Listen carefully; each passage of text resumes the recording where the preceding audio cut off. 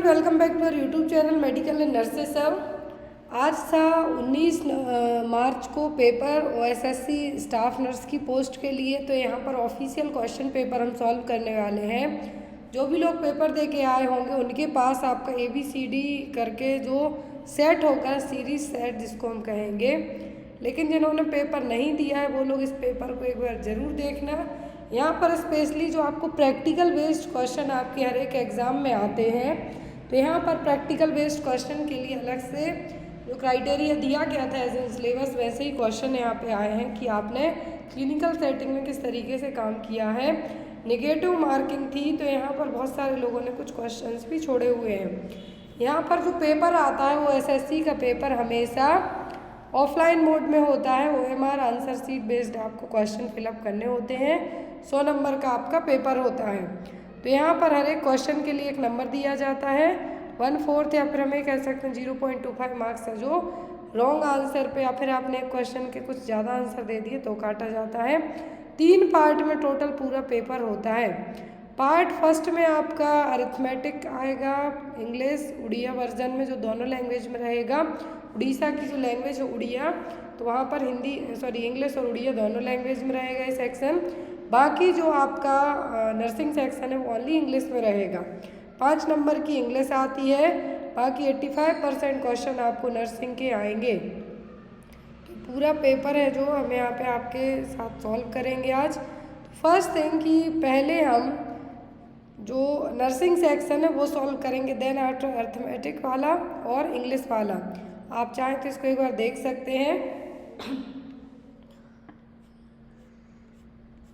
तो यहाँ पर सबसे पहले हम नर्सिंग सेक्शन सॉल्व करेंगे। पेपर का फॉर्मेट अच्छा है इसलिए मैंने आपको टाइप नहीं किया ताकि आपको इजीली अवेलेबल हो जाए। पूरे आंसर सॉल्व किए गए हैं, और यदि इनकेस आपको लगता है कि किसी भी क्वेश्चन का आंसर मैंने गलत दिया है तो आप बेझिझक कमेंट बॉक्स में अपने कमेंट्स कर सकते हैं।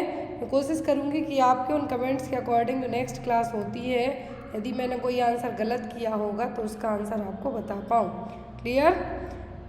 तो यहाँ पर आई होप आपको पेपर पूरा प्रॉपर अच्छे से विजिबल हो रहा हो। थोड़ा सा जूम करेंगे हम। तो यहाँ पर क्वेश्चन नंबर 16 से हम सॉल्व करेंगे। क्वेश्चन नंबर 16 आया था, बहुत ही इजी क्वेश्चन है आपका। Which hormone is responsible for the secretion of milk after parturition? ये हमने 2 दिन पहले की क्लास में ही पढ़ा है। पार्चुरेशन का मतलब होता है चाइल्ड बर्थ। चाइल्ड बर्थ के बाद कौन सा हार्मोन है जो मिल्क के सीक्रेशन में हेल्प करेगा?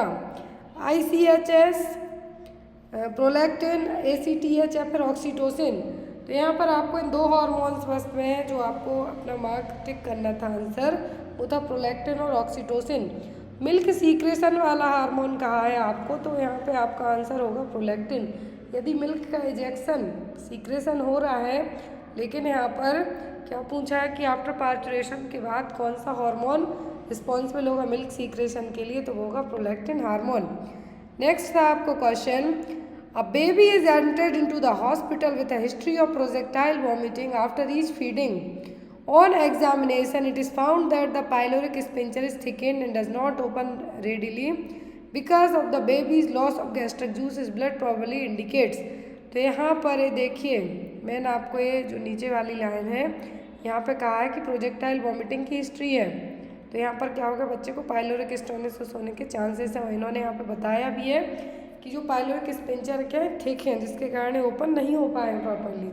अब यहाँ पर बेबी का जो प्रोजेक्टाइल वॉमिटिंग के कारण गैस्ट्रिक जूस और जो ब्लड है वो क्या हो रहा है, लॉस हो रहा है, जिसके कारण बेबी में क्या हो सकता है, एसिडोसिस, ल्यूकोसाइटोसिस, एल्कलोसिस या फिर एक्सेसिवली लो pH। तो यहाँ पर बच्चे के लिए एल्कलोसिस डेवलप होगा। क्या डेवलप होगा? एल्कलोसिस। नेक्स्ट वन है यहाँ पर आपका question number 19, light rays entering the I is controlled by? Light rays आँखों में एंटर करती हैं आपकी, तो कौन कंट्रोल करेगा? पीपल, आइरिस, कॉर्निया या फिर लेंस? तो जो लाइट रेज का कंट्रोल करने का काम है ये कौन करेगा? ये करेगा people. Next one is gallows traction is used for? ये क्वेश्चन विथ इमेज के पढ़ा है आपने कई बार। गैलोस ट्रैक्शन को हम कब यूज़ करते हैं? Fracture shaft of femur, fracture neck of femur, fracture of humerus या फिर फ्रैक्चर ऑफ टीबिया। तो यहाँ पर मैं आपको एक हिंट कर दूँ कि गैलोस ट्रैक्शन फीमर के लिए यूज़ किया जाता है जब फ्रैक्चर फीमर के साफ्ट पार्ट से हुआ हो।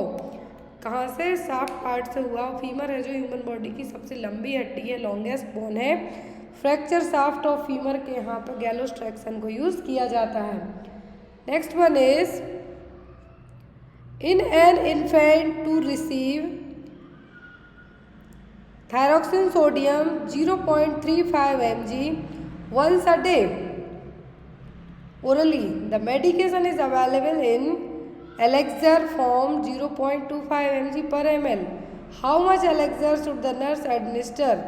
तो यहाँ पर आपको थायरोक्सिन सोडियम देना है बच्चे के लिए। तो यहाँ पर 0.35 mg once a day देना है ओरली। तो यहाँ पर यदि आपको एलेक्सर फॉर्म में मेडिकेशन अवेलेबल होती है तो आप कितना एडमिनिस्टर करेंगे? 1.5 ml, 1.3 ml, 2.4 ml या फिर 1.0 ml। तो यहाँ पर आपको कहा गया है कि आपको क्या करना है, कितना देना है, कितने ml देंगे आप। तो यहाँ पे आप देंगे बच्चे को 1.4 ml। Next is As a safety alert, the nurse is aware the following medication is never given directly intravenously. तो यहाँ पर कौन सी मेडिसिन है जिसको हम डायरेक्ट आईवी रूट से नहीं दे सकते हैं? पोटेशियम क्लोराइड, लेजिक्स, डेक्सट्रोज या फिर कैल्शियम ग्लूकानेट। कौन सी मेडिसिन है हम जो कि डायरेक्ट कैसे नहीं दे सकते हैं? आईवी रूट से नहीं दे सकते हैं। तो इनमें से आप लोग मार्क कीजिए, आप लोग भी मार्क कर सकते हैं यहाँ पे आंसर, ताकि आपके लिए इजी रहे। तो यहाँ पर हमेशा पोटेशियम क्लोराइड को डायरेक्ट आईवी रूट से इन्फ्यूज़ नहीं किया जाता है। इसका एक ही रीज़न है कि यदि आपने इसको डायरेक्ट क्या किया, आईवी रूट के थ्रू दिया, तो ये क्या करेगा, सीधा आपको कार्डियक अरेस्ट लाने की सिचुएशन बना देगा। क्या करेगा? कार्डियक सिचुएशन लाने की कंडीशन है जो बना देगा। इसीलिए पोटेशियम क्लोराइड को कभी भी डायरेक्ट आईवी रूट से नहीं दिया जाता है। Next is an ABG analysis report shows pH 7.20, PCO2 35 mm, HgHCO3 -20 MEQ per liter। The findings are suggestive of. तो यहाँ पर पीएच वैल्यू कितनी है, सॉरी यहाँ पर जो पीएच वैल्यू कितनी है 7.20, PCO2 35 mm, Hg, HCO3 20 MEQ पर लीटर है। तो यहाँ पर क्या है जो सिचुएशन आएगी, ये मेटाबॉलिक एसिडोसिस है, एल्कलोसिस है, रेस्पिरेटरी एल्कलोसिस है कि रेस्पिरेटरी एसिडोसिस है। तो आपको एक चीज़ बहुत अच्छे से क्लियर रखनी है कि जब भी आपको बात की जाती है तो पीएच वैल्यू किस में घटती है आपकी, एसिडोसिस में। किस में घटेगी? एसिडोसिस में पीएच वैल्यू घटेगी। और जो PCO2 और H3O है क्या रहेगी, ये भी घटेगी। तो यहाँ पर तीनों सिचुएशन आ रही हैं। तो यहाँ पर आपका आंसर क्या होगा, मेटाबॉलिक एसिडोसिस। नेक्स्ट है यहाँ पे आप इसका ड्रग डोज है जो कैलकुलेट करना, ड्रॉप फैक्टर 10 GTT पर ml दिया हुआ है। फ्लो रेट आप कैलकुलेट कर सकते हैं, इसलिए मैंने इस क्वेश्चन को सॉल्व नहीं किया, आपके लिए छोड़ा है। नेक्स्ट है during ABG analysis blood is collected from. तो एबीजी एनालिसिस में ब्लड आप कहाँ से कलेक्ट करेंगे, आर्टरी से, वेन से, capillary, kit can taken from any side. तो एबीजी एनालिसिस में ब्लड कलेक्ट किया जाता है आर्टरी से। कहाँ से? आर्टरी से। Next one is when taking apical pulse where should the nurse place the stethoscope. जब आप एपिकल पल्स चेक कर रहे हैं तो स्टेथोस्कोप को कहाँ रखेंगे, just to the left of the median point of the sternum, in the 5th intercostal space at the left mid clavicular line, between 6th and 7th ribs at the left and axillary line, between 3rd and 4th ribs and to the left to the sternum। तो यहाँ पर जब आप apical pulse check करते हैं तो आप stethoscope को कहाँ रखेंगे, 5th intercostal space at the left mid clavicular line में। नेक्स्ट है IM इंजेक्शन कि IM इंजेक्शन के लिए आप कितने डिग्री एंगल का यूज़ करेंगे मसल्स में IM इंजेक्शन इंजेक्ट करने के लिए, 15 डिग्री, 30 डिग्री, 45 डिग्री या फिर 90 डिग्री। कितने डिग्री एंगल पर आप इंजेक्शन लगाएंगे, तो ये आप लगाएंगे 90 डिग्री पर। कितने पे? 90 पर। Next is the nutrient that provides the body preferred energy source. तो बॉडी का जो प्रेफर्ड एनर्जी सोर्स न्यूट्रिएंट्स है वो कौन सा, फैट, प्रोटीन, विटामिन की कार्बोहाइड्रेट। ये यहाँ पे आपका कार्बोहाइड्रेट आएगा, क्या आएगा, कार्बोहाइड्रेट। बॉडी बिल्डिंग फूड पूछते तब आप प्रोटीन कहते। Next is a nurse observed that the fingers of the casted forearm of a patient with fracture ulna are pale, cool, and capillary riffling is delayed. She has to interrupt it as। तो यहाँ पर as a nurse आप किसी person की care करते हैं, तो जो कास्ट प्लास्टर कास्ट है, क्या है यहाँ पर, फोरआर्म के यहाँ पर आपको स्पेशली अल्ना फ्रैक्चर हुआ है, पेल देखने को मिल रहा, कूल है, कैपिलरी रिफलिंग डिले हो रही है, तो यहाँ पर क्या होगा, nerve impairment is developing in the finger, आर्टियल blood supply is two finger is reduced, normal finding Venus stasis occurring in the finger. तो ऐसे केस में ये जो पूरी चीज़ें यहाँ पे बताई गई हैं, ये है आपका कि आर्टियल ब्लड सप्लाई क्या हो रही है, यहाँ पे स्लो हो रही है, जिसके कारण पैलनेस है, कूल है, कैपिलरी रिफलिंग टाइम क्या हो रहा है, डिले हो रहा है। ऐसे केस में आप जो कास्ट है फोरआर्म के लिए उसको थोड़ा सा लूज है जो कर सकते हैं, ताकि प्रॉपर ब्लड की सप्लाई हो सके। Next one is while giving NG tube feeding which of the following nursing action prevents complication. तो जब भी आप एनजी ट्यूब से फीड करा रहे हैं मरीज के लिए, तो क्या कॉम्प्लिकेशन आप प्रिवेंट कर सकते हैं। Advance tube 2 centimetre flush with 20 ml of air, provide high followers position, plug the air vent during the feeding. तो यदि हमें पेशेंट में कुछ कॉम्प्लिकेशंस को प्रिवेंट करना है, तो आप पेशेंट को हाई फॉलोअर्स पोजीशन देके जो कॉम्प्लिकेशन है उसको प्रिवेंट कर सकते हैं। नेक्स्ट वन है यहाँ पर all the following nursing intervention are correct when using the jet track method of drug injection except. Jet track method में आपकी जो इंटरवेंशन है सभी सही है किसी एक को छोड़कर।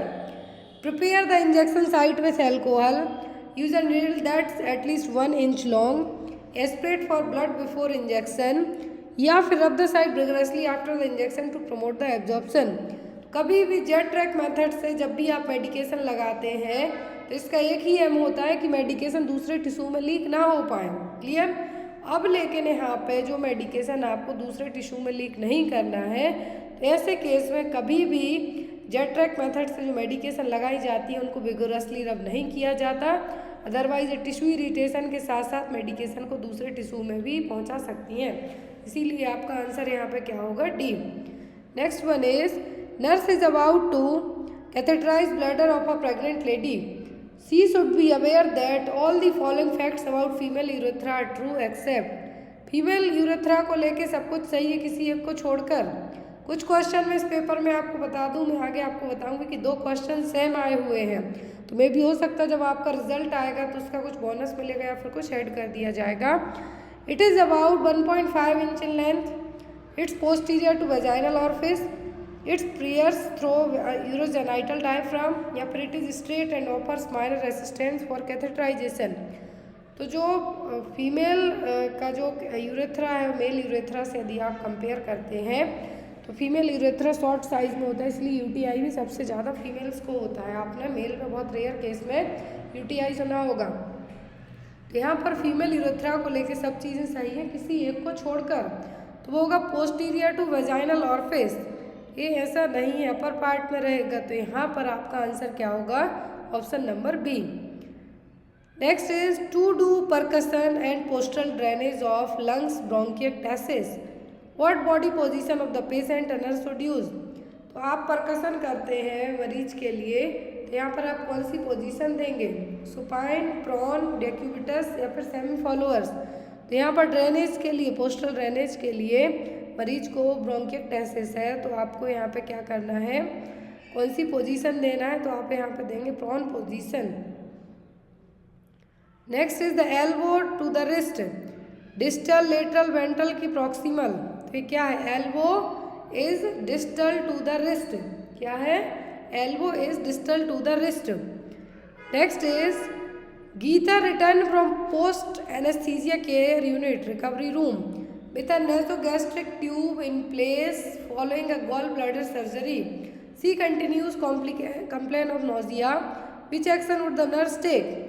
तो यहाँ पर गीता नाम की patient post anesthesia care unit से वापस आई हुई है, एनजी ट्यूब है अभी उसके लिए, क्योंकि गॉल ब्लैडर सर्जरी हुई है तो उसको बार बार नोजिया हो रहा है। तो एज अ नर्स आप क्या करेंगे? Call the physician immediately, administer the prescribed antiemetic, check the patency of the nasogastric tube for any obstruction, या फिर चेंज द पेशेंट पोजीशन। तो यहाँ पर यदि मरीज को बार बार क्या हो रहा है, नोजिया फील हो रहा है, तो आपको यहाँ पे क्या करना है, एनजी ट्यूब की पेटेंसी को चेक करना है कि एनजी ट्यूब प्रॉपर है या नहीं। कुछ एनजी ट्यूब के कारण तो कॉम्प्लिकेशन नहीं हो रहे हैं, कुछ ऑब्स्ट्रक्शन तो नहीं है इसलिए। Next one is a client is scheduled for bronchoscopy. When teaching the client what to expect afterwards, the nurse highest priority of information would be। तो यदि मरीज के लिए क्या होना है, ब्रोंकोस्कोपी होने वाली है, शेड्यूल्ड है पहले से, तो कोई भी प्रोसीजर होता है उसके पहले नर्स आप पेशेंट को बताएंगे कि इस प्रोसीजर में क्या होगा, आपको किस तरीके से हॉस्पिटल आना है कल। तो यहाँ पर ऑप्शन है food and fruits will be withheld for at least 2 hour, warm saline gargles will done quarterly 2 hour, coughing and deep breathing exercise will be done quarterly 2 hours, only ice chips and cold liquids will be allowed initially। First thing, जब भी bronchoscopy होती है मतलब यहाँ पर आपके bronchi को पूरा विजुअलाइज किया जाएगा, तो यहाँ पर ऐसे केस में एटलीस्ट 8 घंटे पहले ही पेशेंट को कहा जाता है कि आप कुछ भी ना खाएं पिए। तो यहाँ पर भी आपको वही करना है, यहाँ पे 2 घंटे का एटलीस्ट 8 घंटे तक भी यहाँ पे पेशेंट को खाने पीने के लिए मना किया जाता है। नेक्स्ट है यहाँ पर क्वेश्चन आपका, the client present with severe rectal bleeding, 16 diarrhoeal stools a day, severe abdominal pain, tenesmus and dehydration. Because of these symptoms, the nurse should be alert for the other problem associated with that disease। तो यहाँ पर मरीज के लिए कहा गया है कि पर्सन को रेक्टल ब्लीडिंग हो रही है, उसके साथ में 16 बार डायरियल स्टूल हो गए हैं, उसके सीवियर एब्डोमिनल पेन हो रहा है, डिहाइड्रेशन हो रहा है। तो एज अ नर्स आप किस चीज़ क्या प्रॉब्लम यहाँ पे आपको लगेगा कि ये क्रॉन्स डिसीज़ है, अल्सरेटिव कोलाइटिस है, डायबिटिकोलाइटिस है कि पेरिटोनाइटिस है। तो यहाँ पर जो सिम्टम बताए गए हैं कि 16 डायरियल स्टूल हो गए एक दिन में, 16 बार पर्सन क्या हो गया, डायरिया टाइप से उसको स्टूल पास किए हैं उसने।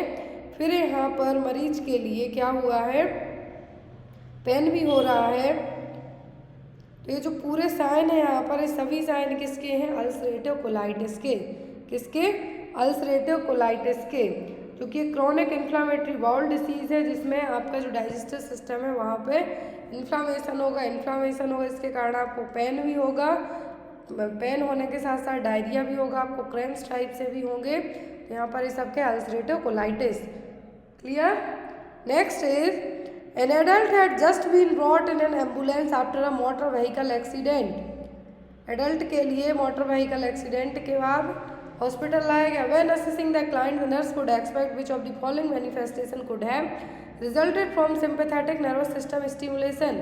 कौन सा साइन बताएगा कि पर्सन का सिंपैथेटिक नर्वस सिस्टम स्टिमुलेट हुआ है, या फिर यहाँ पे कुछ चोट लगी है। Rapid pulse and increase respiratory rate, decrease physiological functioning, rigid posture and Altered perceptual focus, या फिर इंक्रीज अवेयरनेस एंड अटेंशन। तो यहाँ पर क्या चीज़ें बताएगा कि जो सिंपैथेटिक नर्वस सिस्टम स्टिमुलेट हुआ है, तो वो होगा यहाँ पे आपका rapid pulse and increase respiratory rate. जो फाइट और फ्लाइट आइडिया है वो भी सिंपैथेटिक नर्वस सिस्टम के कारण ही होंगे। तो यहाँ पर भी वही हो रहा है कि पल्स रेट और रेस्पिरेटरी रेट दोनों बढ़ी हुई हैं।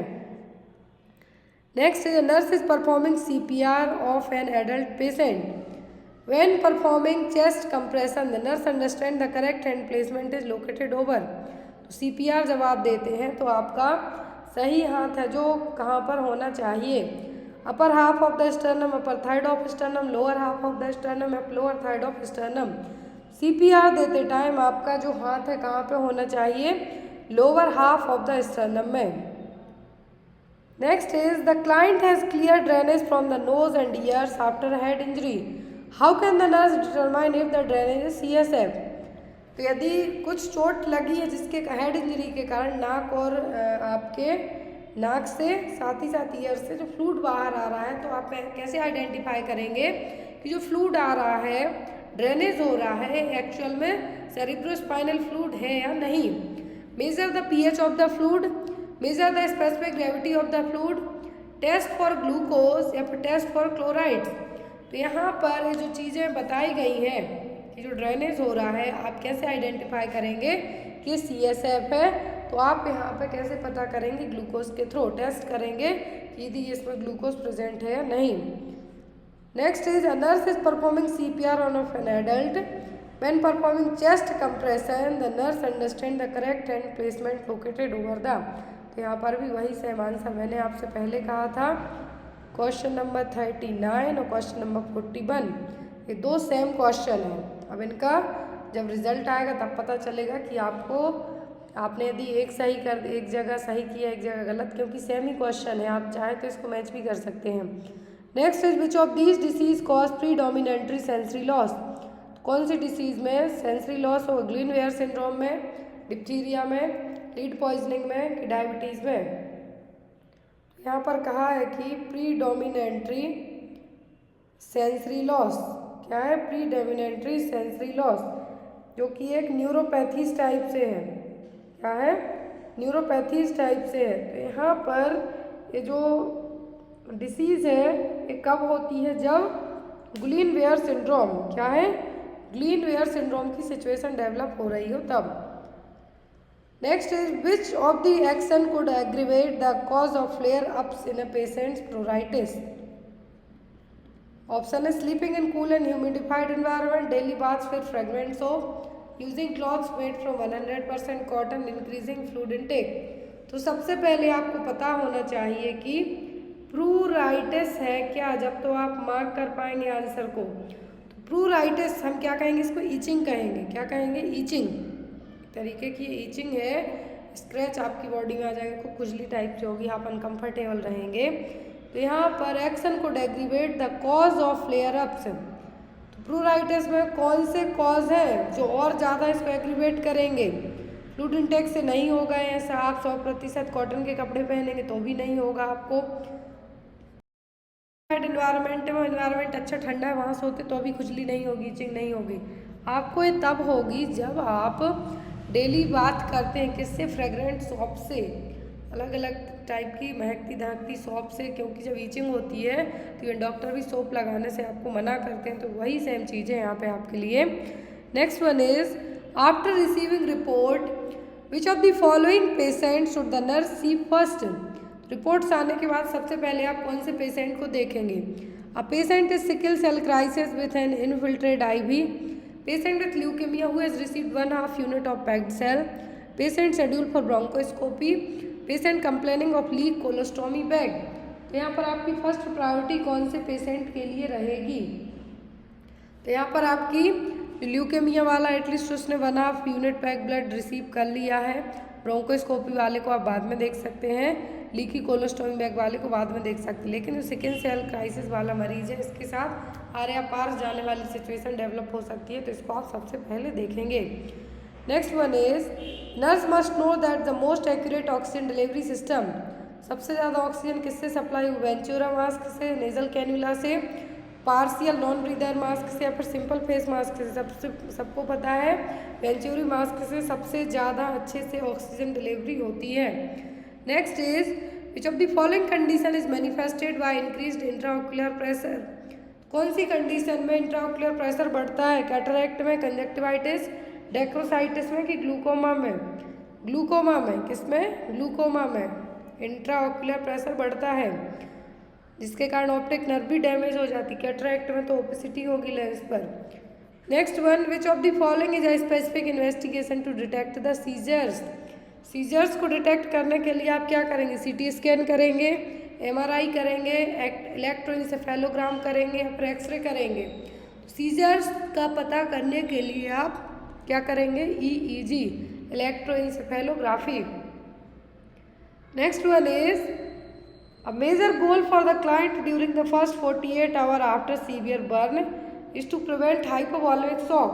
The best indicator of adequate fluid balance during this period is, तो यहाँ पर 48 घंटे हो गए हैं मरीज को जले हुए, आपने उसको हाइपोवॉल्मिक शॉक से प्रिवेंट करने के लिए फ्लूइड रिप्लेस कर रहे हैं, तो क्या इंडिकेटर होगा कि पता चलेगा कि पेशेंट का जो फ्लूइड बॉडी बैलेंस है वो सही है या नहीं। Elevated haematocrit level, urine output 30 to 50 ml per hour, change in level of consciousness या फिर estimate of fluid loss through the burn eschar. First thing, जब भी आप बर्न पेशेंट की केयर करते हैं आपकी प्रायोरिटी होती है कि जो फ्लूइड लॉस हुआ है उसको रिप्लेस करना, और दूसरा कि आपने जब रिप्लेस किया है उस फ्लूइड को तो उस फ्लूइड के रिप्लेसमेंट के बाद पर्सन में किस तरीके के चेंजेस आ रहे हैं। फ्लूइड रिप्लेस आप करते हैं हाइपोवॉल्मिक शॉक से बचाने के लिए, और यहाँ पर सही सबसे अच्छा जो तरीका पता चलेगा कि सही से फ्लूइड रिप्लेस हुआ है नहीं, वो होगा आउटपुट किसकी, यूरिन आउटपुट। तो यहाँ पर भी आपका आंसर होगा कि urine output of 30 to 50 ml per hour. Next one is to avoid pulling the urinary catheter, nurse should tape the catheter on patient. तो यूरिनरी कैथेटर को रिमूव करने के लिए, पुल आउट करने के लिए आप किस तरीके से कैथेटर को जो लगा सकते हैं, अपर थाई में, लोअर थाई में, कि हैंड लेग की फुट में। तो अपर थाई में, कहाँ पर, अपर थाई में। Avoid pulling the urinary catheter, nurse should tape the catheter on patient's upper thigh. Next one is a 55-year-old male patient who is diagnosed with an evolving in myocardial infarction insists on going home। 55 साल का मरीज है, myocardial infarction हुआ है, insist कर रहा है कि उसको घर जाना है। Nurse encourage the patient to be admitted because the greatest risk within the first 24 hours sustaining an MI is. तो यदि मेल 55 साल का है, उसको MI अटैक आया हुआ है, डायग्नोस हुआ है, तो 24 आवर तक आप उसको घर जाने से मना इसलिए कर रहे हैं, क्यों, क्योंकि उसमें सडन डेथ भी हो सकती है। क्या है, सडन डेथ भी हो सकती है। एज्ड पर्सन 55 ईयर का है, तो यहाँ पर आप ऐसे केस में पर्सन को सडन डेथ से बचाने के लिए उसको एटलीस्ट इसलिए इनकरेज कर रहे हैं कि आप पहले 24 आवर हॉस्पिटल में ही स्टे कीजिए। Clear. Next is nurse has to apply erythromycin ointment to a newborn child. Which area of eyes is suppose to place it. Erythromycin दे रहे हैं ऑइंटमेंट बच्चे को, तो आप कहाँ पे देंगे, on the cornea, under the eyelids, lower conjunctiva कि अपर कंजक्टिवा में। तो ये आप देंगे अंडर द आईलेट्स में, कहाँ पे, under the eyelids. Next is the nurse is caring an anemic patient, what findings would suggest that it is acute blood loss anaemia.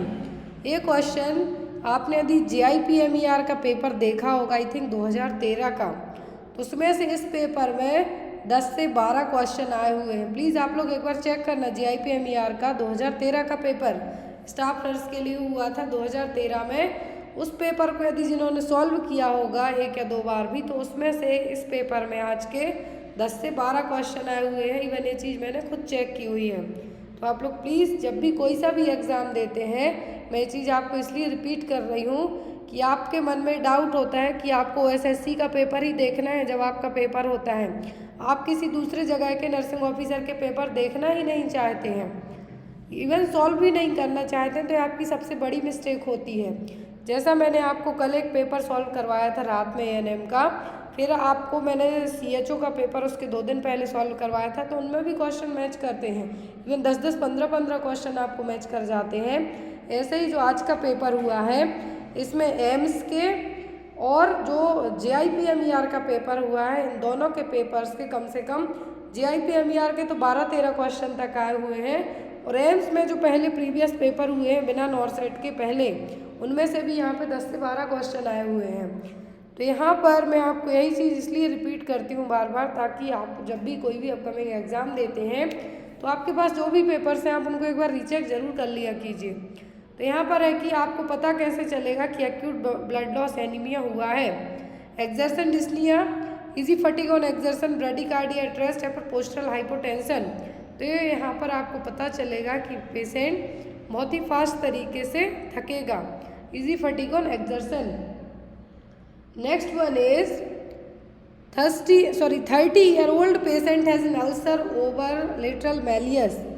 Nurse caring for the patient understand the pain of the patient is due to। तो यहाँ पर 30-year-old person है, ulcer over lateral Méliès. Méliès क्या पीछे की तरफ एक bone होगी, मेलियोलस है जो, तो यदि वहाँ पे पेन हो रहा है, तो ये पेन किसके कारण हो रहा है? ये पेन हो रहा है इस्चीमिया के कारण। किसके कारण? इस्चीमिया के कारण। Next one is a parent bring a toddler aged 18 months to the clinic for a regular checkup. When palpating the toddler's fontanelles, what should the nurse expect to find? यदि 18 महीने के toddler को clinic लाया गया है, आप checkup करते हैं तो क्या पता चलेगा? Closed anterior fontanelle and open posterior, तो ऐसा नहीं है। फिर सेकेंड है open anterior fontanelle, closed posterior, closed anterior posterior fontanelle या फिर open anterior and posterior fontanelle. तो 12 से 18 महीने में एंटीरियर फॉन्टेनल क्लोज हो जाते हैं और इनिशियल मंथ में पोस्टीरियर क्लोज हो जाते हैं। तो 18 महीने का बच्चा यदि आया है, टोडलर क्लिनिक पे आया है, तो उसके जो एंटीरियर पोस्टीरियर दोनों फॉन्टेनल्स क्या हो जाएंगे? क्लोज हो जाएंगे। Next one is a 1-year-old child presented to the OPD with the history of short stature, tiredness and constipation. Examination revealed a palpable goiter. Serum T4 was decreased and TSH level were increased, which is the most probable diagnosis. तो यहाँ पर बच्चे में कौन सा diagnosis होगा कि बच्चा 1 साल का है, ओपीडी आया है, शॉर्ट स्टेचर है, टायर्ड है, कॉन्स्टिपेटेड है, टेस्ट किए पता चला कि बच्चे को ग्वाइटर है। एग्जामिनेशन से पता चला ग्वाइटर है, टेस्ट किए तो T4 बढ़ा हुआ है, TSH का लेवल T4 घटा है, TSH बढ़ा हुआ है। तो ये क्या है? Thyroid dysgenesis, thyroid dyshormonogenesis, TSH receptor blocking antibody या फिर सेंट्रल हाइपोथायरॉयडिज्म। बच्चे को जो चीज़ हुई है वो है thyroid dyshormonogenesis. Next one is depression is, तो डिप्रेशन क्या है? Normal part of ageing, is not a normal process of ageing, include symptoms such as loss of interest, sadness, weight loss and worthless feeling. अब यहाँ पे last option का है B and C are the correct answer. तो बिल्कुल सही कि depression ageing का मतलब आप बूढ़े होते जाते तो आप डिप्रेस तो बिल्कुल भी नहीं होंगे, लेकिन इसके सिम्टम है कि loss of interest, sadness, weight loss, worthless and feeling, worthless feeling. तो यहाँ पर आपका आंसर होगा option number D. Next one, a client is admitted to the psychiatric unit of a local hospital with chronic undifferentiated schizophrenia. During the next several days, the client is seen laughing, yelling and talking to herself. This behavior is characteristics of। यदि psychiatric unit में किसी patient को admit किया गया है, उसको क्या है? क्रॉनिक लंबे टाइम से अनडिफरेंशिएटेड सिजोफेनिया है। कुछ टाइम के बाद वो मरीज हंस रहा है, बात कर रहा है, चिल्ला रहा है, लेकिन किससे? खुद से। तो ये क्या है? डेल्यूजन है, लूजनिंग ऑफ एसोसिएशन है, एल्यूजन है कि हेल्यूसिनेशन है? ये उस पर्सन का क्या है? ये उस पर्सन का हेल्यूसिनेशन। क्या है? Hallucination. Next is a client with chronic schizophrenia who takes neuroleptic medication is admitted to the psychiatric unit. Nursing assessment reveals rigidity, fever, hypertension and diaphoresis, मतलब बहुत ज़्यादा स्वेटिंग हो रही है। These finding suggest which life threatening reaction. Person यहाँ पर neuroleptic medication ले रहा है। सबसे पहली चीज़, साइकेट्रिक वार्ड में एडमिट हुआ है तो उसको फीवर है, हाइपरटेंशन है, बहुत ज़्यादा स्वेटिंग हो रही है। अब यहाँ पर आपको कौन सी सिचुएशन होगी? Tired dyskinesia, dystonia, neuroleptic malignant syndrome या फिर अकाथीसिया। तो जो यहाँ पर साइन कहे हैं, न्यूरोलेप्टिक मेडिकेशन वो ले रहा है, सिजोफेनिया हुआ है उसको लंबे टाइम से, तो हो गया उसको न्यूरोलेप्टिक मैलिग्नेंट सिंड्रोम। क्या है? न्यूरोलेप्टिक मैलिग्नेंट सिंड्रोम, क्योंकि टायर्ड डिस्काइनेसिया में फीवर नहीं आता है, बाकी बीपी लो होता है, ना कि बढ़ेगा। Next one is when teaching a patient who has a diagnosis of schizophrenia about success independent living in the community, a nurse should encourage the patient to. यदि किसी पेशेंट को आप पढ़ाते हैं जिसको सिजोफेनिया हुआ है, सिजोफेनिया क्यों हुआ है? सक्सेस इंडिपेंडेंट लिविंग, जब वो अपनी सोसाइटी में रहता था तो बहुत ही अच्छा सक्सेसफुल पर्सन था। तो यहाँ पर है क्या, जो आप पर्सन को किस चीज़ के लिए इनकरेज करेंगे? Establish a structure daily routine, spend time alone, plan a program of self fulfillment, discontinue medication when symptom disappear. तो ऐसे केस में आप इस पर्सन के लिए क्या करेंगे? तो इस तरीके के मरीजों को कभी भी अकेला तो छोड़ा नहीं जाता है, अदरवाइज वो कुछ भी कर जाते हैं। फिर यहाँ पर आपका जो होगा वो क्या होगा आपका establish a structured daily routine. Next is the drug which is use to create aversion in alcohol dependency. तो एवर्जन थेरेपी के तौर पे कौन सी ड्रग यूज़ की जाती है? एमोमॉर्फिन, प्रोप्रानोल, डाइजेपाम या फिर डाइसल्फ्राम। तो होती डाइसल्फ्राम, इसको डिटरेंट एजेंट भी कहा जाता है। Next is best test to detect iron deficiency in the community. Iron की कमी है या नहीं कैसे पता चलता है? तो ये पता चलेगा सीरम फेरिटिन टेस्ट से। Next is inadequate intake by the pregnant woman of which vitamin can cause neural tube defect? Folic acid, thiamine, niacin, riboflavin. NTD pregnancy में कौन सी विटामिन की कमी से होता है? तो होता है फॉलिक एसिड की कमी के कारण। इसीलिए एज सून एज प्रेगनेंसी पता चलती है या फिर कंसीव करना चाहते हैं, फॉलिक एसिड दिया जाने लगता है ताकि बच्चे को आप न्यूरल ट्यूब डिफेक्ट से बचा सकें। Next is human milk is rich in all except. ये सबको क्वेश्चन पता है इसलिए इसका आंसर मैं आपको नहीं दूंगी। ऑप्शन में vitamin A, vitamin C, iron, vitamin E. अब यहाँ पर ये भी बता दूं कि आपका ऑप्शन आंसर इन दो में से एक होगा, आयरन या फिर विटामिन सी में से एक। आप लोग आंसर जरूर करना। Question number 63। Next is in HIV maximum risk of transmission is. HIV में जो मैक्सिमम रिस्क किसके कारण होगा? होमोसेक्सुअल, ब्लड, हेट्रोसेक्सुअल की निडल प्रिक। ये होगा ब्लड ट्रांसफ्यूजन से सबसे ज़्यादा। Next is which is the commonest side effect of copper T among the following. Copper T का सबसे कॉमन साइड इफेक्ट होता है bleeding. Second one is the pain. Option में पेन, ब्लीडिंग, परफोरेशन या फिर एक्टोपिक प्रेगनेंसी। नेक्स्ट है यहाँ पर आपका medical termination of pregnancy. MTP can be done up to 12 weeks, 16 week, 20 weeks या फिर 10 वीक्स। तो MTP है जो अभी 20 वीक्स, यहाँ पर रिवाइज किया गया था जब 20 वीक्स है, और जो अमेंडमेंट एक्ट है उसमें 24 भी कर दिया है। Next is dots is used in the treatment of. तो डॉट्स ट्रीटमेंट किस में यूज़ किया जाता है? TB, लेप्रोसी, मलेरिया की फाइलेरिया। तो किस में होता है? ट्यूबरक्लोसिस के ट्रीटमेंट में एटलीस्ट 6 to 12 मंथ तक। Next is a freshly prepared ORS solution should not be used after. तो ORS सॉल्यूशन को कितने टाइम के बाद है जो यूज़ नहीं किया जाता है? 4 घंटे, 6 घंटे, 12 घंटे की 24 घंटे। तो ये 24 घंटे के बाद यूज़ नहीं किया जाता। Next one is which of the following sign will indicate that a young child is suffering from severe pneumonia. कैसे पता चलेगा कि बच्चे को सीवियर निमोनिया हुआ है? डिस्निया से, वीजिंग से, फास्ट ब्रीदिंग से कि चेस्ट इंड्रॉइंग से? निमोनिया का जो क्लासिकल साइन होता है बच्चों में वो होता है चेस्ट इंड्रॉइंग। वीजिंग होता है कब? जब बच्चे को अस्थमेटिक टाइप के लक्षण दिख रहे हो, मतलब बहुत ज़्यादा नैरो हो गई हो ब्रोंकाइट, तो यहाँ पर जब वीजिंग साउंड भी दिखने लगेंगे। लेकिन चेस्ट इंड्रॉइंग जो क्लासिकल साइन होता है निमोनिया का।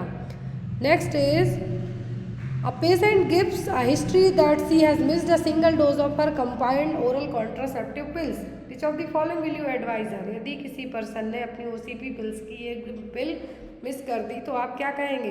Continue with the course without regard to the missed dose, take 2 pills the next day and continue with the course, take 2 pills every day for the remaining part of the course, या फिर discontinue the course and use an alternative method of contraception. तो यदि इस एक dose miss हो गया है तो आप उसको कहेंगे कि दूसरे दिन आप 2 मेडिसिन लेके अपना जो कोर्स कंटिन्यू कर रहे हैं OCP का वो कंटिन्यू कीजिए। यहाँ पे आपको ये तो डेली 2-2 लेने की ज़रूरत नहीं है, ना तो डिसकंटिन्यू करने की ज़रूरत है। Next one is which of the following factor में affect the drug absorption rate from IM injection site. तो इंट्रामस्कुलर इंजेक्शन साइट में कौन सा फैक्टर ड्रग एब्जॉर्प्शन को अफेक्ट करेगा? Muscle tone, muscle strength, amount of body fat at injection site या blood flow to the injection site. तो यहाँ पर जो अफेक्ट करने वाला पार्ट होगा वो ब्लड फ्लो वाला, blood flow to the injection site. Next है यहाँ पर drug that increase both systolic diastolic blood pressure for a prolonged period. कौन सी मेडिसिन है जो लंबे टाइम तक सिस्टोलिक और डायस्टोलिक BP को बढ़ाने का काम करेगी? ऑप्शन में यहाँ पर डोपामाइन, एफेड्रिन, एपिनेफ्रिन या फिर डोब्यूटामाइन। तो यहाँ पर जो मेडिकेशन होगी वो होगी एफेड्रिन। क्या है एफेड्रिन? जो कि हाइपोटेंशन को ट्रीट करने के लिए यूज़ की जाती है। ये क्या है? सिम्प्टोमेटिक क्लास की ड्रग है जो कि जनरली क्या करेगी? यदि लंबे टाइम तक क्या है, यदि पर्सन के लिए लो बीपी की सिचुएशन हो रही है और उसने सर्जरी के टाइम पे मान लीजिए किसी भी पर्सन ने एनेस्थीसिया लिया है तो उस टाइम पे बीपी क्या होता है और डाउन होने लगेगा, तो ऐसे केस में जो ड्रग दी जाती है वो ephedrine. Next is paracetamol is an, तो पैरासीटामोल के एंटीपायरेटिक, एंटीटसिव, एंटीबायोटिक या एंटी एमेटिक, सबको पता है पैरासीटामोल एक एंटीपायरेटिक है। Glucose is added in ORS, ORS में ग्लूकोज क्यों ऐड किया जाता है? Improve the taste, decrease bacterial colonisation, increase the stability या फिर increase the absorption of sodium. तो ओआरएस है जो क्यों दिया जाता है, सॉरी ग्लूकोज में ओआरएस क्यों ऐड किया जाता है?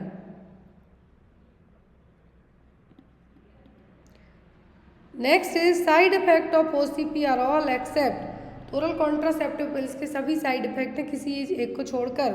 इरेगुलर ब्लीडिंग होती है, वीनस थ्रोम्बोसिस होगा, हेडेक होगा, लेकिन ओवरियन कैंसर में इवन ओसीपी पिल्स हैं जो यूज़ की जाती हैं ट्रीट करने के लिए, तो यहाँ पर इसका साइड इफेक्ट नहीं होगा। Next is during home visit nurse Mala found no sign of dehydration in 7 weeks old child who had diarrhea for last 2 weeks, this child is having, बच्चे को 2 वीक से डायरिया है लेकिन डिहाइड्रेशन नहीं है, तो ये क्या है, परसिस्टेंट है, एक्यूट है, डिसेंट्री है कि सीवियर डिसेंट्री है। 2 वीक का डायरिया क्या कहलाता है, और जब डिहाइड्रेशन प्रेजेंट ना हो तो ये कहलाता है परसिस्टेंट डायरिया। क्या कहलाएगा, persistent diarrhea. Next one is following vasectomy for family planning, a patient should be advise to use some other method of contraception till, यदि वैसेक्टोमी हुई है तो यहाँ पर कौन सी अदर मेथड को आप यूज़ करने को कहेंगे, कब तक के लिए? Removal of all suture, pain completely subside 2 weeks या फिर 8 weeks के लिए, तो एटलीस्ट 90 दिन के लिए कहा जाता है कि आप 90 दिनों तक कोई अदर मेथड अपनाइए। लेकिन यहाँ पर जब ऑप्शन में आपको है तो आप 8 week भी कह सकते हैं, इतना 8 weeks। Next one is which of the following tools does a nurse use to assess the cognitive function of a client, तो आप कॉग्निटिव फंक्शन चेक करने के लिए कौन सा टूल यूज़ करेंगे? इससे आ रहा polychromatic plates, Rorschach, ink blot test, mini mental status examination और MMSE या फिर गोल्डबर्ग डिप्रेशन स्केल, कौन सा टेस्ट यहाँ पे आप यूज़ करेंगे कॉग्निटिव फंक्शन को चेक करने के लिए? यहाँ पर मुझे थोड़ा सा कन्फ्यूज़न है, तो यहाँ पर अकॉर्डिंग टू मी आंसर आपका ए है, बट यदि आपको लगता है कि इस आंसर में क्वेश्चन नंबर 78 में कुछ मिस्टेक हुई है तो प्लीज़ आप लोग कमेंट बॉक्स में चीज़ बताना, क्योंकि थोड़ा सा डाउट है मुझे इस क्वेश्चन में। Next one is 60-year-old man had undergone cardiac bypass surgery 2 days back. Now he started forgetting things and was not able to recall names and phone number of his relatives. What is the probable diagnosis? यदि 60 साल के मरीज की cardiac bypass surgery हुई है 2 दिन पहले, after the surgery वो भूल गया है अपने रिलेटिव्स के नाम, फ़ोन नंबर, तो ये क्या है? डिप्रेशन है, पोस्ट ट्रॉमेटिक साइकोसिस है, कॉग्निटिव डिसफंक्शन है कि अल्जाइमर है, cognitive dysfunction. Next is a client is experiencing anxiety attack, the most appropriate nursing intervention should be, यदि किसी को एंजाइटी अटैक आता है तो आप क्या करेंगे? Turning on the television, leaving the client alone, staying with the client, speaking in short sentence या फिर ask the client to play with others client. तो यदि किसी मरीज को एंजाइटी अटैक आता है तो आप ऐसे केस में क्या करेंगे? मरीज के साथ रुकेंगे और उससे छोटे छोटे सेंटेंस में बात करेंगे। Next one is when is the best time to achieve pregnancy, यहाँ पर कहा है कि जो फर्टाइल विंडो पीरियड कौन सा है? midway between 7th and 8th day of ovulation, immediately after starting of menses, 14 days after the beginning of period, 7 days before the next period is expected। क्या होगा यहाँ पे आपका आंसर? तो होगा 14 days after the beginning of period। Next one is inspection of the uterine cavity by endoscopy with access through the cervix is known as, question ध्यान से देखिए कि यूट्राइन कैविटी के थ्रू, एंडोस्कोपी के थ्रू आपको cervix को देखना है, तो क्या कहलाएगा? हिस्ट्रोस्कोपी, साल्पिंगोस्कोपी, साल्पिंगोग्राम या फिर हिस्ट्रोसाल्पिंगोग्राफी। तो यहाँ पर एंडोस्कोपी के थ्रू जब ओनली सर्विक्स को देखा जाना है तो ये कहलाएगा हिस्ट्रोस्कोपी। क्या होगा? Hysteroscopy. Next is which among the following is correct regarding iron supplementation. Iron supplementation को लेके सही पॉइंट क्या है? Taking along with the milk, taking along with lemon juice, taking along with water, taking after food. तो iron supplementation को लेके हमेशा doctor advice करते हैं कि सिट्रस फ्रूट के साथ लीजिए, पॉसिबल हो तो यहाँ पर भी आप कह सकते हैं कि take it along with the lemon juice. Next one is what do you mean by first stage of labour. तो फर्स्ट स्टेज ऑफ लेबर का मतलब क्या है? Onset of true labour pain till full dilatation of cervix, full dilatation of cervix to expulsion of foetus, expulsion of foetus to expulsion of placenta, फिर observation for at least 1 hour after the expulsion of placenta. First stage आपकी ये है जो option number ए दिया गया है। Second stage है आपकी ऑप्शन नंबर बी वाली, थर्ड स्टेज है एक्सपल्सन वाली और फोर्थ है ऑब्जर्वेशनरी वाली। क्लियर? तो यहाँ पर आपका आंसर क्या होगा? Option number A. Clear? Second stage क्या है? Full dilatation of cervix to expulsion of foetus, third में एक्सपल्सन टू फीटस से लेके प्लेसेंटा का expulsion, fourth is observationary. Next one is common type of ovarian cancer is. तो ovarian cancer का सबसे common type कौन सा है?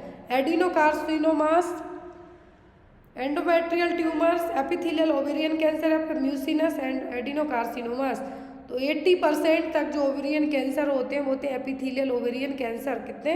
75 से 80% तक एपिथेलियल ओवेरियन कैंसर होंगे। Next is identify the high risk infant among the following. तो इनमें से हाई रिस्क इन्फेंट कौन सा होगा? Infant with birth weight 2.5 kg मतलब ये नॉर्मल है, इन्फेंट ऑन आर्टिफिशियल फीडिंग, या फिर infant with birth weight 2 kg, या फिर infant with Apgar score 8। Apgar score भी सही है, दोनों सही है। अब आर्टिफिशियल फीडिंग वाला है और बर्थ वेट 2 kg। तो हाई रिस्क में यहाँ पर जो केयर की जरूरत पड़ेगी वो होगा 2 kg वाला। Next is what should be the temperature of delivery room to maintain warmth for neonate. Delivery room का टेम्परेचर कितना होगा कि डिलीवरी के बाद जो न्यूनेट हुआ है उसका बॉडी टेम्परेचर मेंटेन रहे, गर्माहट क्योंकि ज़रूरत पड़ती है।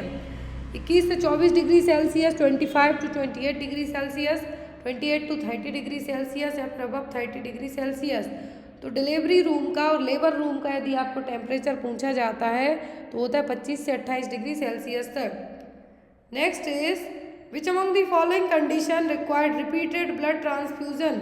किस केस में बार बार ब्लड ट्रांसफ्यूज करने की जरूरत पड़ेगी? आयरन डेफिशिएंसी एनीमिया में, परनीसियस एनीमिया में, थैलेसीमिया में, कि विटामिन B12 डेफिशिएंसी में। तो ये जरूरत पड़ेगी आपको थैलेसीमिया के मरीज में। Next one is in an infant the important clinical finding which makes one two suspect increased intracranial tension. तो यहाँ पर कौन सी फाइंडिंग है जिससे पता चलेगा कि इन्फेंट में इंट्राक्रैनियल प्रेशर बढ़ा हुआ है? फीवर से, सनकेनाइज से, टैकिपनिया से, कि वल्स्ड एंटीरियर फॉन्टेनेल से।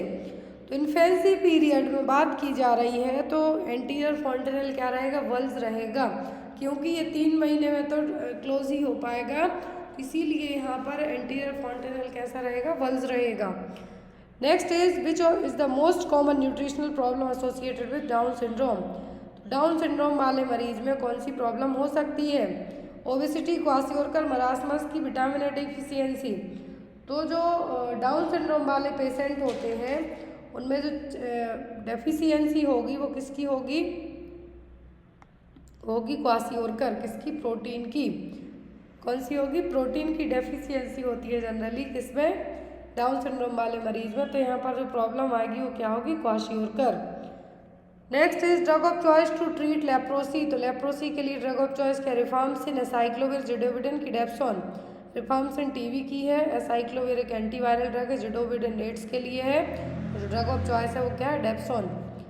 Next is which of the following item is not sterilized by antiseptic solution. तो एंटीसेप्टिक सॉल्यूशन से सक्शन कैथेटर किए जाएंगे, एनीमा ट्यूब की जाएगी, एनजी ट्यूब की जाएगी, लेकिन सर्जिकल इंसीजर एंटीसेप्टिक सॉल्यूशन से स्टरलाइज नहीं किए जाएंगे। Next is most effective mode of transmission of HIV। अब इसका आंसर मैंने आपको पहले ही बताया है, क्योंकि मैंने कहा था कि 2 क्वेश्चन रिपीट है एक तरीके से। सबसे इफेक्टिव मोड कौन सा है? सेक्सुअल है, ब्लड प्रोडक्ट से या निडल सिरिंज से कि मदर से बेबी में होने वाला है। When the patient is acquiring infection from another patient, it's known as, तो जो इन्फेक्शन किसी दूसरे मरीज से लग जाए वो क्या होगा, क्रॉस, हाइड्रोजेनिक, अपॉर्चुनिस्टिक कि नोजोकोमियल। तो एक इन्फेक्शन दूसरे मरीज से लग रहा है तो कहलाएगा नोजोकोमियल इन्फेक्शन और hospital acquired infection. Next is most common site of extra thoracic TB in children. तो एक्स्ट्रा थोरेसिक टीबी बच्चों में कौन सी होगी, लिम्फ नोड में होगी, स्केलेटन में होगी, सेंट्रल नर्वस सिस्टम में होगी कि हार्ट में होगी, तो एक करती है जनरली लिम्फ नोड को affect. Next one, which of the following is significantly different between human and cow milk. तो गाय और ह्यूमन के जो ब्रेस्ट मिल्क में क्या डिफरेंट है, प्रोटीन फैट का, प्रोटीन शुगर का, प्रोटीन लैक्टोज का कि मिनरल्स का। मेन अफेक्ट होता है प्रोटीन और लैक्टोज का, किसका, प्रोटीन और लैक्टोज का। Next is the substance deposit in skin and sclera in jaundice.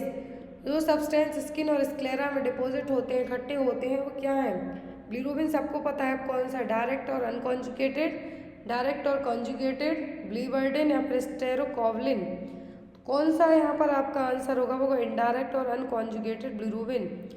Next is iron is deficient in, किसमें आयरन नहीं होगा, सेरेल्स में, मेजिकॉर्न में, पल्सेस में कि मिल्क में, तो आयरन नहीं होगा दूध में।